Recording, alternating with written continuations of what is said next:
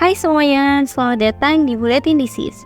Kali ini kita akan membahas salah satu penyakit, yakni cerebral malaria. Malaria adalah penyakit infeksi yang disebabkan oleh parasit Plasmodium. Spesies Plasmodium yang dapat ditemukan pada manusia, yakni Plasmodium falciparum, Plasmodium vivax, Plasmodium ovale, Plasmodium malariae, dan Plasmodium pneumococci. Jenis Plasmodium yang banyak ditemukan di Indonesia yakni Plasmodium falciparum dan Plasmodium vivax. Sedangkan Plasmodium malariae dapat ditemukan di beberapa provinsi antara lain Lampung, Nusa Tenggara Timur, dan Papua. Plasmodium ovale sendiri pernah ditemukan di Nusa Tenggara Timur dan Papua. Malaria cerebral merupakan komplikasi dari Plasmodium falciparum yang paling parah. Penyakit ini dapat terjadi dalam waktu kurang dari 2 minggu setelah gigitan nyamuk dan dapat berkembang setelah 2-7 hari demam. Secara epidemiologi, Indonesia merupakan salah satu negara endemis malaria di dunia. Kasus malaria di Indonesia sebelumnya telah mengalami penurunan dari tahun ke tahun, namun angkanya masih dinilai tinggi. Angka kesakitan malaria secara nasional selama tahun 2013 sampai 2018 cenderung menurun. Sekitar 75 hingga 80% kasus malaria di Indonesia berasal dari kawasan Indonesia Timur, yakni Papua, Papua Barat, Maluku, Maluku Utara, dan NTT. Orang yang menderita malaria lebih banyak pada kelompok umur dewasa dibandingkan dengan kelompok umur yang belum dewasa.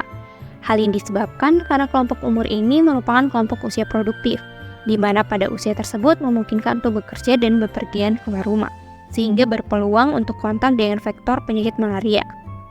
Di Asia Tenggara sendiri dilaporkan bahwa penderita malaria sebagian besar adalah orang dewasa.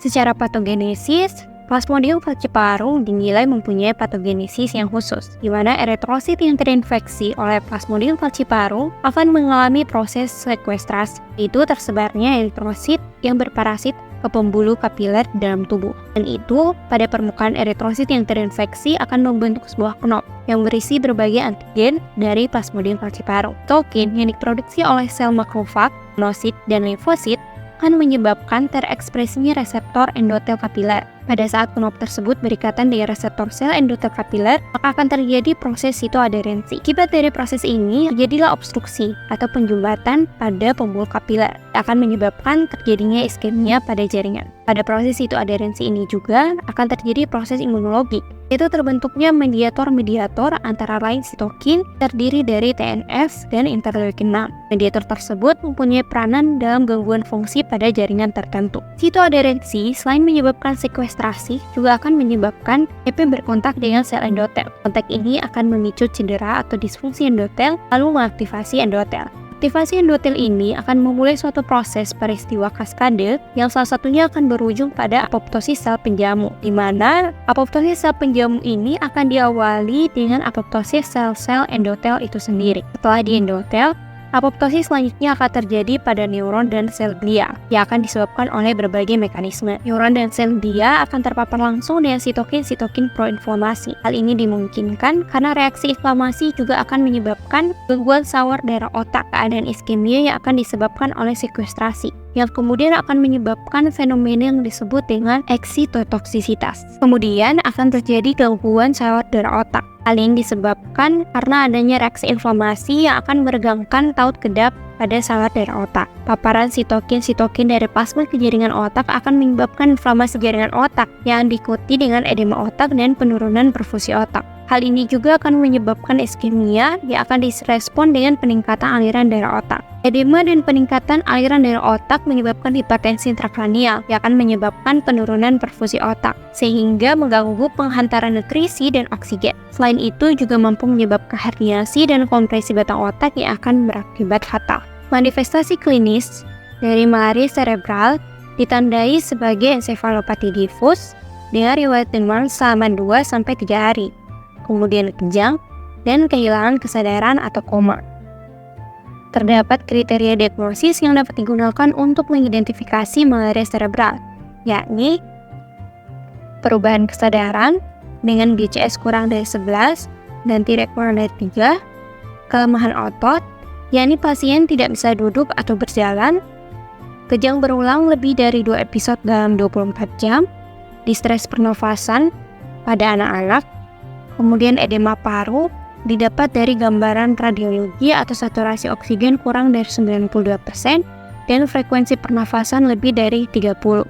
Gagal sirkulasi atau shock, jaundice, dengan bilirubin lebih dari 3 mg per desiliter, dan kepadatan parasit lebih dari 100.000 pada faci paru. Kemudian hemoglobinuria, dan perdarahan spontan yang abnormal. Pemeriksaan penunjang dilakukan untuk mendapatkan kepastian diagnosis malaria, yakni dengan pemeriksaan sediaan darah.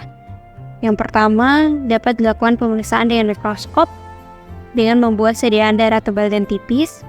Yang kedua, pemeriksaan dengan tes diagnostik cepat yang akan mendeteksi antigen parasit malaria menggunakan metode imunokromatografi. Dan yang ketiga, pemeriksaan dengan polymerase chain reaction dan sequencing DNA yang dapat membedakan antara reinfeksi dan rekrudensi pada Plasmodium falciparum. Kemudian terdapat beberapa pemeriksaan tambahan untuk kasus malaria berat, yakni pemeriksaan hemoglobin dan hematokrit, penghitungan jumlah leukosit dan trombosit, kimia darah seperti gula darah, serum bilirubin, SGOT dan SGPT, alkali fosfatase, albumin atau globulin, ureum, kreatinin, natrium, dan kalium, serta analisis gas darah, dan dapat juga dilakukan pemeriksaan urinalisis. Untuk penata laksanaan kasus malaria berat pada prinsipnya meliputi 4 hal, yakni pemberian obat anti malaria, penanganan komplikasi, terapi suportif, dan pengobatan simptomatik.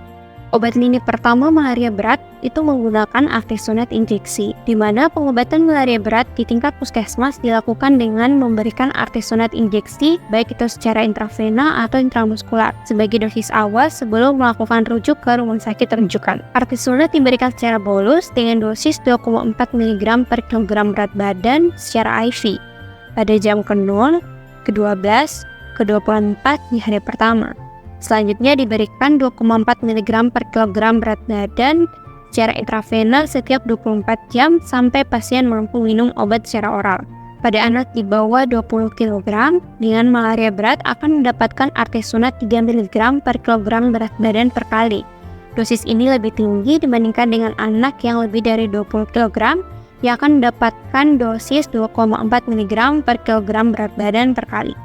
Sedangkan untuk obat lini kedua malaria berat itu menggunakan quina hidroklorida parenteral, di mana untuk loading dose dari quina hidroklorida parenteral ini menggunakan 20 mg per kilogram berat badan yang diberikan secara per infus selama 4 jam. 8 jam setelah pemberian loading dose selesai, maka akan diberikan kembali quina hidroklorida dosis rumetan 10 mg per kilogram berat badan selama lebih dari 4 jam. Setelah interval 8 jam, akan diberikan kembali quina hidroklorida dengan dosis 10 mg per kilogram berat badan selama lebih dari 4 jam. Untuk kecepatan infus, tidak boleh melebihi dari 5 mg per kilogram berat badan per jam. Apabila dalam 48 jam tidak ada perbaikan, maka dosis akan diturunkan sepertiganya. Pemberian infus quina dengan tetesan lebih cepat itu akan berbahaya, sehingga cairan infus yang dipakai dianjurkan 5% dextrosa untuk menghindari terjadinya hipoglikemia.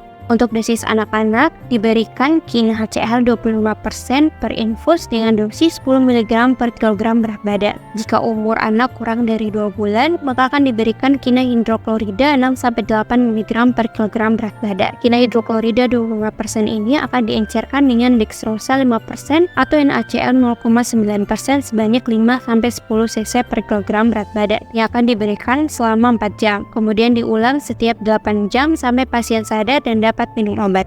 Berikut adalah algoritma tata laksana malaria berat yang dapat digunakan pada pasien dewasa. Jadi teman-teman udah pada tahu kan penyakit cerebral malaria itu seperti apa? Semoga Bulletin Disease edisi kali ini bermanfaat bagi teman-teman semua. Kita akan jumpa lagi di Bulletin Disease edisi selanjutnya. Penpro Salutaria.